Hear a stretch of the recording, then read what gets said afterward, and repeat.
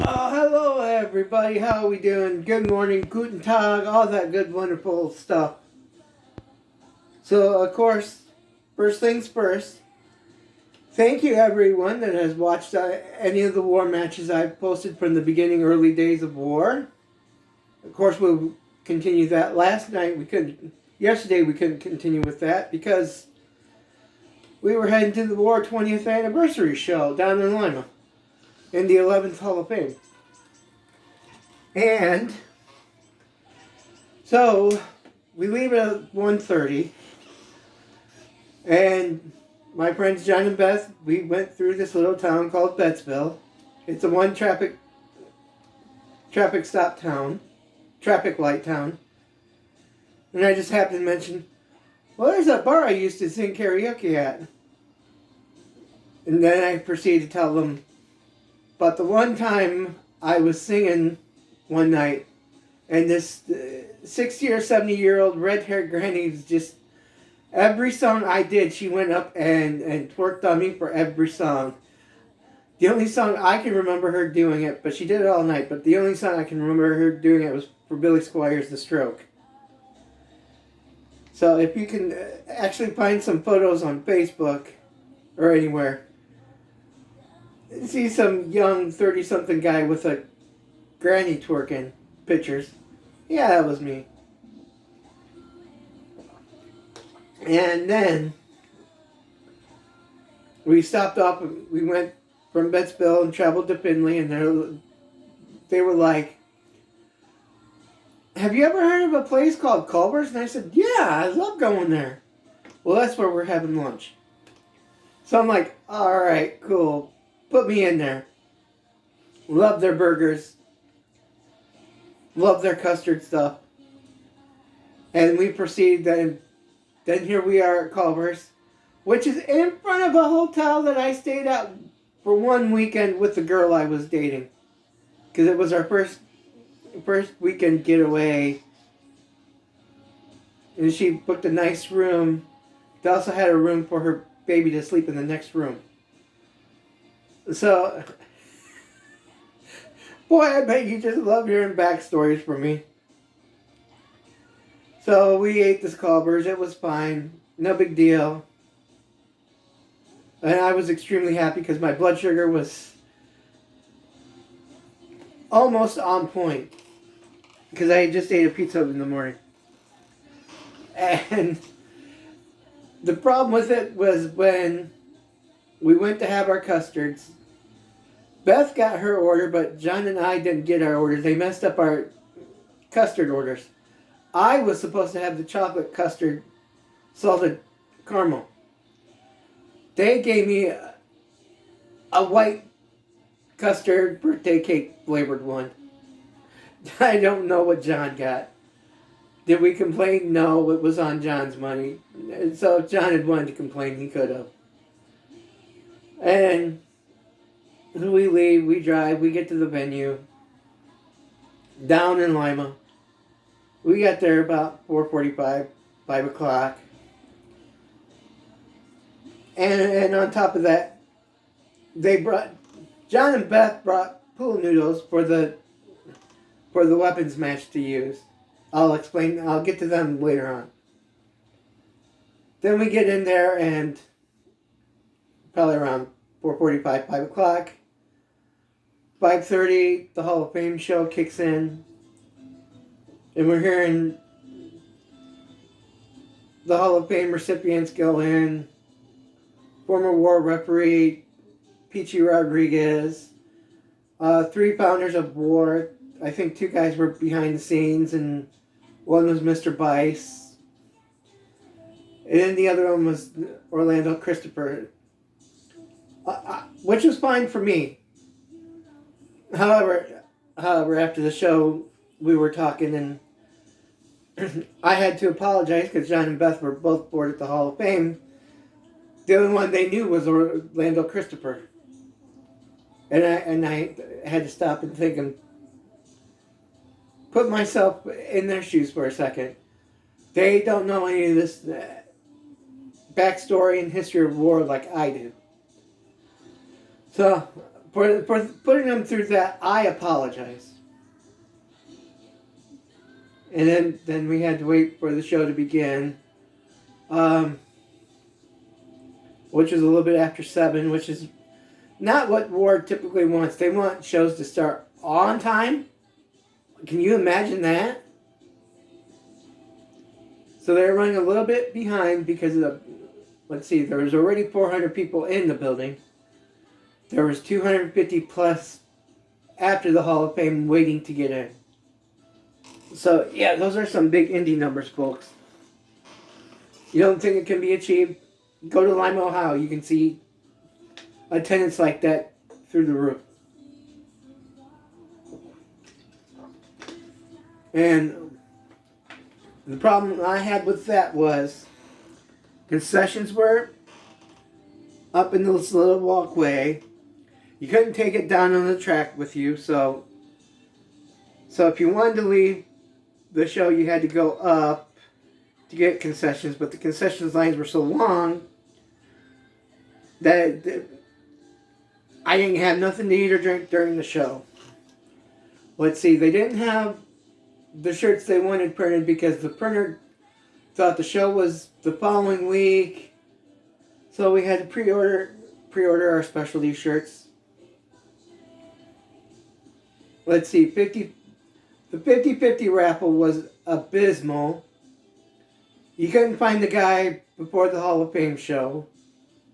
And on top of that, some turkey, here I'll read the 50-50 prices. Maybe not. They were split pot raffle, here it is. 1 for 1, 6 for 5, 20 for 10, and 100 for 20. Some guy bought $80 worth, 400 tickets, and he stacked the deck, and they had to get some more numbers out. So by the time we got to our numbers were too high up, and the number they called was one of the lower numbers, which was probably the guy that stacked the freaking deck just to win over $700. I hope you're happy, buddy.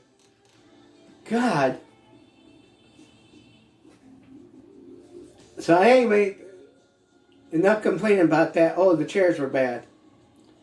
Well, the chairs weren't bad. They weren't good for fat people and skinny people, and I'll get to it here in a minute. So the show starts without a hitch, finally. Match 1 was for the Respect title. Veteran Jack Vaughn versus Poison Apollo Star. 2 out of 3 falls. First match went to Jack Vaughn. Second was a submission match, which went to Apollo, thank goodness. Then the third one, I believe, was a no DQ, which there was interference by Jack Vaughn's partner Brandon Fields and Apollo's son Cassius. Needless to say, Apollo Star is now the new WAR Respect champion. Second match was a Battle Royal. What'd they call it? The Jeremy McClain Memorial Battle Royal. The poor kid killed himself. So all these people were in it. Came down to Paloma Star and Shield Maiden Harley Fairfax. So congratulations, Paloma Star, with the big old pop. Now keep on track with here. I'm not keeping a tally. That's babyface win number 2 out of 2. Third for the War Women's title match. Shauna Reed against Hardcore Heather Owens, who came out of retirement for this match. A little back and forth action. Shauna dominated most of the match. Now at the end, Heather made her come back and shockingly won the belt.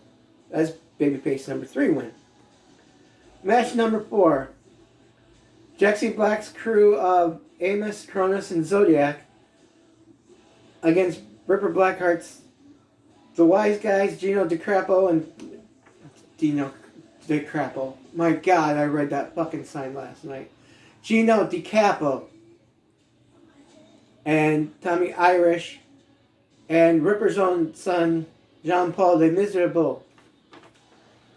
Well, to cut into that, before the show, I went into the little vending area where all the wrestlers were selling their shirts and buttons and pictures and all that.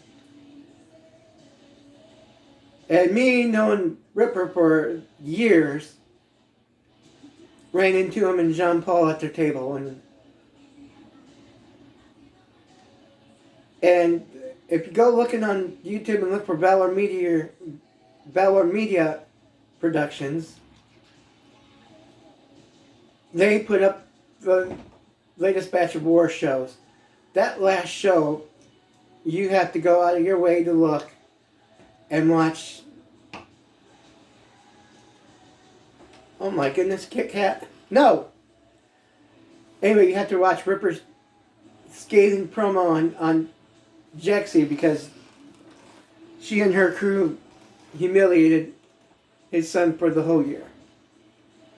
And he put him and his son's real lives and struggles into that promo. So I greeted him and Ripper was all extremely happy I was there. He said, "You made it!"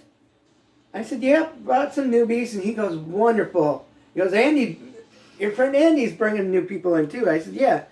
And he goes, "You guys go all the way out in Fremont and come all the way down here and you bring new people." So that is wonderful. I'm like, "Yeah, thank you, Ripper." And then I said, there's just one thing I need to know. I said, I just watched the last show on YouTube to kind of get me up to date with this show. I said, "Was that promo you cut actually true?" He goes, "Yeah." And for me being pretty empathic type of individual, sometimes I just said, "Oh, Ripper, I'm so sorry. I didn't know your son went to die." He's like, "It's okay. He's in a better place now."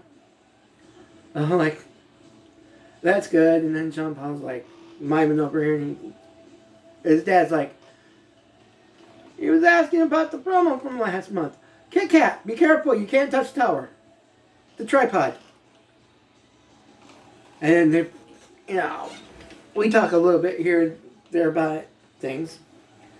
Well, anyway, it's a nice little 6-man, with John Paul's miming skills, throwing bombs and pretending to have a chair in his hand, and then Ripper having a chair and making a slam on the outside of the ring, making the guy sit on seem like he got decked with a chair.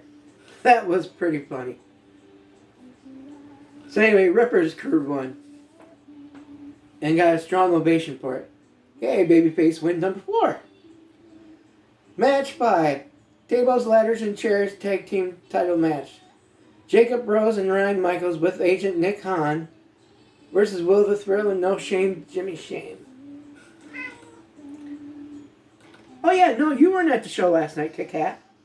You were here with Mom. Which was a nice way of putting, tables, ladders, and chairs all around, and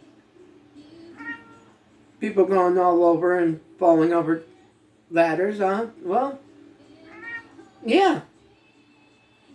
Needless to say, Jimmy and Will both climbed up the ladder to grab the tag belts, and the 650 plus crowd, you can just hear chants of erupted into chants.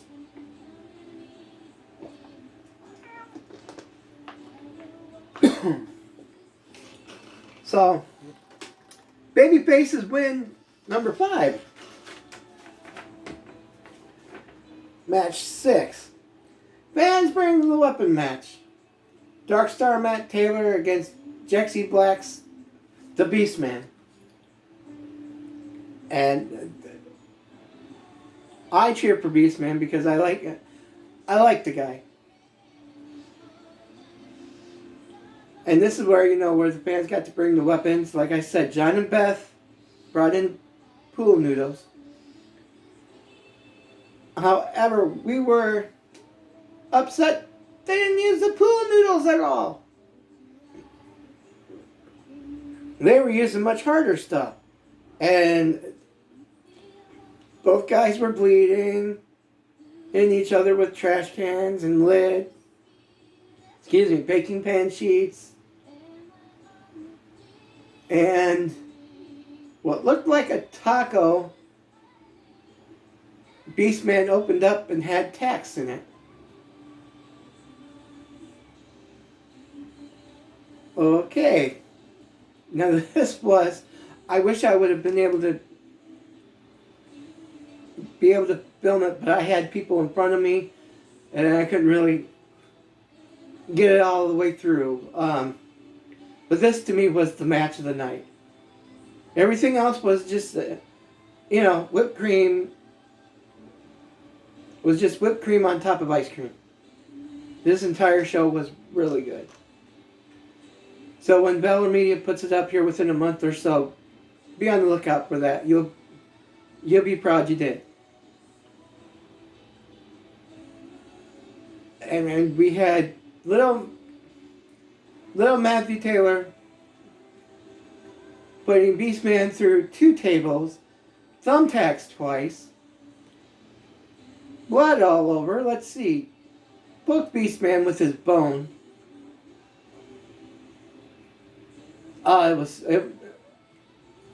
It was just a spectacular match. My favorite match of the night for sure. Hey, match 7. Oh, that was babyface win number 6. Match 7. Recognize the theme here. Dog collar title match. Champion Aaron Williams against Unchained Brandon Day. And Brandon Day, all through this whole war year, has had to have lots of gauntlet challenge matches just to earn a shot at Aaron Williams. And Brandon Day, I didn't know it until Big Tom was on a podcast from Pro Wrestling Edge, mentioned that Brandon Day trained with Taz. So he's been using the Taz mission a lot, the Kata Hachime. So of course with dog collar, they're whipping each other around. Both guys are wearing white. Gee, white in a dog collar match. God, could blood be involved? Yes, it could be. Thank you for asking. And my goodness, there was blood and different ways to use the chain. At one point, Aaron Williams had Brandon Day tied up. He took the collar off his own and tied it on Brandon Day, so Brandon Day couldn't exactly go anywhere, along with what he already had on. How did they tie that up? I forget how they tied it up.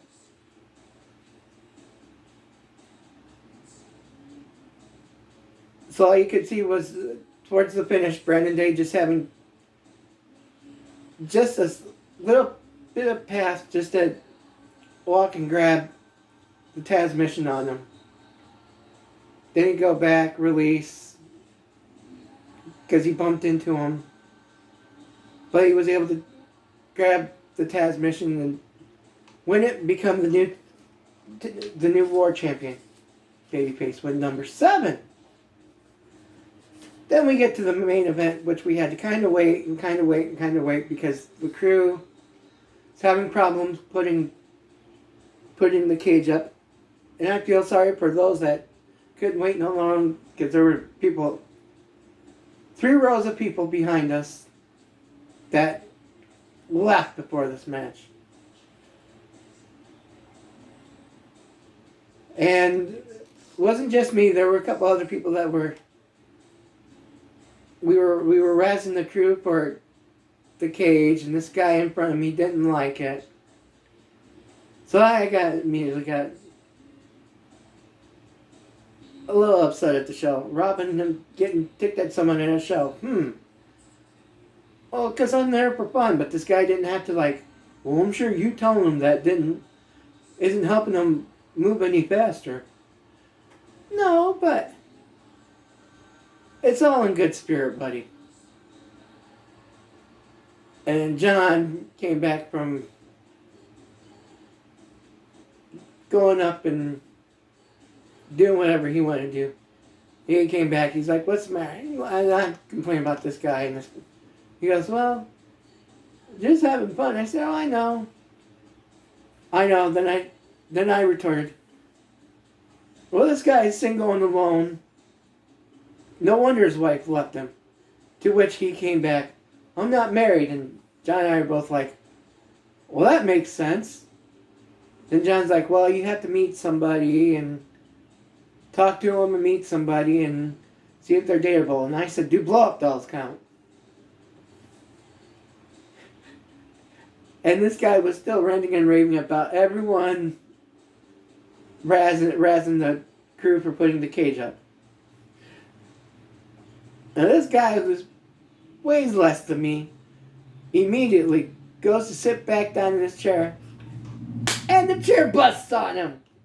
I'm like, you don't laugh at other people's karma, but at that time, all three of us, me, John, and Beth, were just laughing our asses off.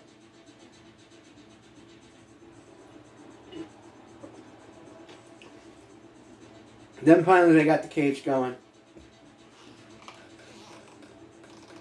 So it's one of my favorite wrestlers, Jock Sampson, against Mojo McQueen, steel cage. Jock put his and Nick Hahn's career on the line against Mojo, and Mojo had to... And they had power of attorney and signed over their ownership of WAR. Mojo had to fight for the company control of WAR to go back to Big Tom and Christine. Now that match,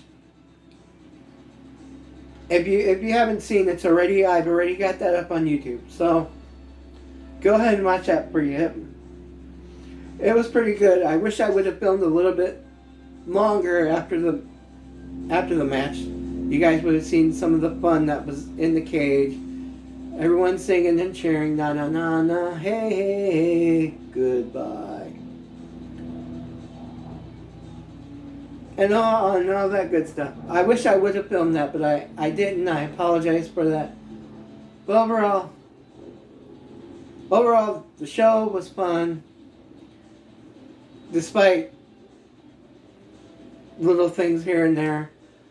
Glad I went. Glad we went to Culver's. Glad we went past a couple of my escapades. Just to let you people know that, yeah, I've had fun my whole life. And let's see. Next WAR show. 4th of July, Bell Center, Ohio. Pre-show starts at 6. Then you get fireworks. Pre-wrestling and fireworks. Nice. I forget how many years they've done that. Then their next shows after that is August 18th, 19th, and 20th. The Allen County Fair in Lima, Ohio. Then from there, we'll see what happens. They're currently looking for a new home because the Empower Center is now going to be franchised to be a Sky Zone.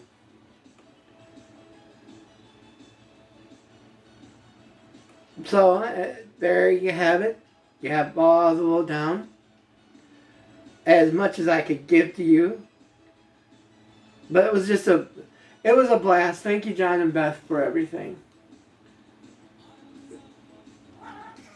Yep.